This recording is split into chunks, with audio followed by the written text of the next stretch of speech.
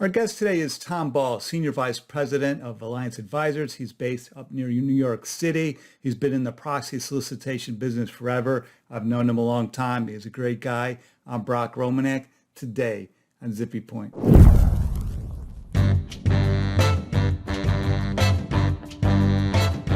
right, so we started with the easy stuff. Now let's walk through the quagmire. And that wasn't even that easy.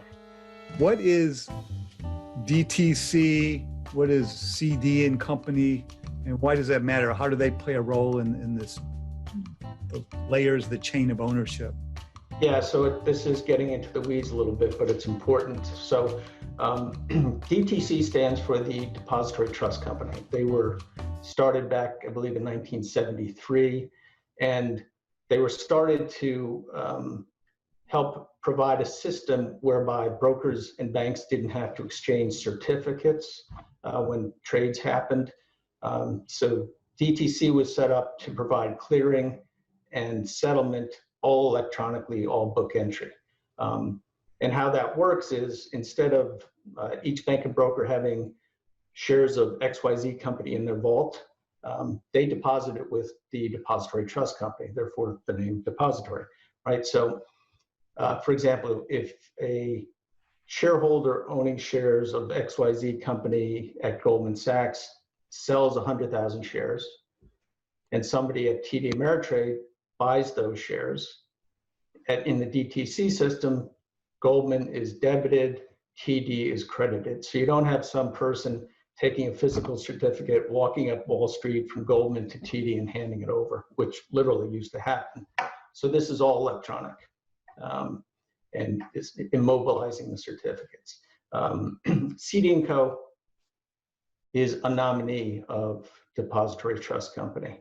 And what that means is if you look on most companies' shareholder lists and look in descending order, the largest holder is going to be Cede Co.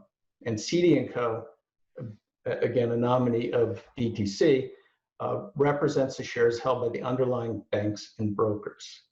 So, for most companies, 70, 80% of their shares are held at DTC in the name of Cede Co. So in terms of ownership, you've got Cede Co, or DTC, synonymous in some ways. Underneath that, you have banks and brokers. And below that are the actual owners, the beneficial owners who vote the shares. So that's how that system works.